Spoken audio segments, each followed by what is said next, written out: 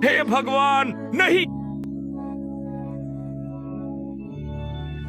इस क्षण लेडीज की दुनिया पूरी तरह से बिखर गई। उसने बच्चों के शवों को किनारे पर लाया, लेकिन उसकी पत्नी सुंदर पोशाक पहनकर उसके पास आई और उससे बात की।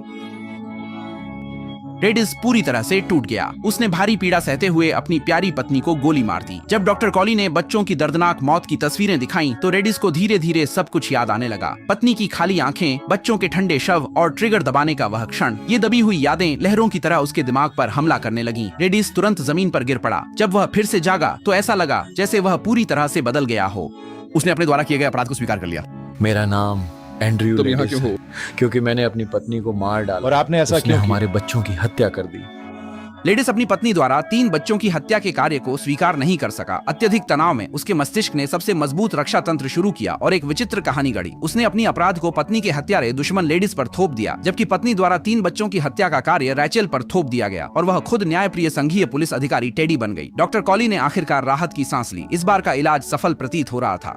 डॉक्टर कॉली ने उसे बताया कि 9 महीने पहले भी वे एक बार सफल हुए थे, लेकिन कुछ ही समय बाद वह फिर से पुराने हालात में लौट आया। अगर इस बार लेडीज फिर से अपनी कल्पना की दुनिया में लौटता है तो डॉक्टर नैलन उस पर लोबोटॉमी सर्जरी करेंगे, जिससे वह एक बिना भावनाओं वाला जीवित लाश बन जाएगा। यह 1950 के दशक में सिजोफ्रेनिया के इलाज का अंतिम उपाय था, लेकिन गंभीर दुष्प्रभावों और सटीकता की कमी के कारण ये उपचार अब समाप्त हो चुका है। कहानी का अंत सबसे दिल तोड़ने वाला दृश्य है। लेडीज चुपचाप सीढ़ियों पर बैठा है जब शॉन डॉक्टर उससे अगला कदम क्या है ये जानने के लिए पूछते हैं। इस चट्टान से उतरना होगा डॉक्टर। रेडिस के जवाब ने शॉन डॉक्टर का दिल पूरी तरह से डुबा दिया। उसने निराशा से दूर खड़े कॉली डॉक्टर की ओर देखा और सिर हिलाकर संकेत दिया कि इलाज असफल रहा। हालांकि अजीब बात यह थी कि इस बार रेडिस की आंखें असाधारण रूप से साफ थीं। जब दूर से सफेद कपड़े पहने सहायक उसके पास सर्जरी के उपकरण लेकर आया तो उसने फिल्म इतिहास में सबसे विचारोत्तेजक आत्मा का सवाल पूछा, राक्षस के रूप में जीना या अच्छे इंसान के रूप में मरना। जैसे ही यह बात कही गई डॉक्टर शॉन तुरंत स्तब्ध रह गए। वह लेडीज को पकड़ना चाहते थे, लेकिन लेडीज बिना पीछे देखे ही चिकित्सा कर्मियों की ओर बढ़ गए। इस चौंकाने वाले मोड़ ने पूरी कहानी के अंत को पूरी तरह से बदल दिया। इस संवाद ने पूरी फिल्म की ऊंचाई को सीधे बढ़ा दिया। फिल्म यही समाप्त होती है। कई लोग गिनबी द्वीप देखने के बाद पूछ सकते हैं कि क्या लेडीज वास्तव में जागरूक हुआ था। हम फिल्म के अंत की कुछ संवादों से अनुमान लगा सकते हैं कि वह निश्चित रूप से जागरूक हो गया था, लेकिन वह फिर भी वह सर्जरी क्यों करवाना चाहता था।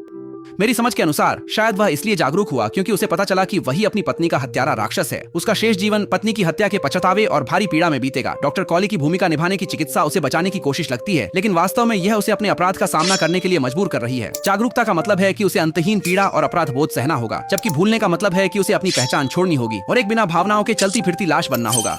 लेडीज के लिए चाहे वह कोई भी विकल्प चुने, वह एक त्रासदी है। वास्तव में हमें उसकी जागरूकता पर उलझने की आवश्यकता नहीं है, क्योंकि यह सवाल कि जीवित राक्षस बनना बेहतर है या मरकर अच्छा इंसान बनना, इसका कोई सही उत्तर नहीं है। और शटर आइलैंड कभी भी एक रहस्यमय जासूसी कहानी नहीं थी, बल्कि यह युद्ध द्वारा मानवता पर पड़े गहरे घाव और मुक्ति की एक त्रासदी है। रेडिस की पत्नी मानसिक रूप से अस्वस्थ थी। उसने अपने 3 बच्चों को डुबो दिया और फिर उसने अपनी पत्नी को खुद गोली मार दी। इस विशाल दोहरे आघात और अपराध बोध ने उसके मस्तिष्क में एक और व्यक्तित्व को जन्म दिया, जिसने अपने अपराध से बचने के लिए एक विचित्र कहानी गढ़ ली।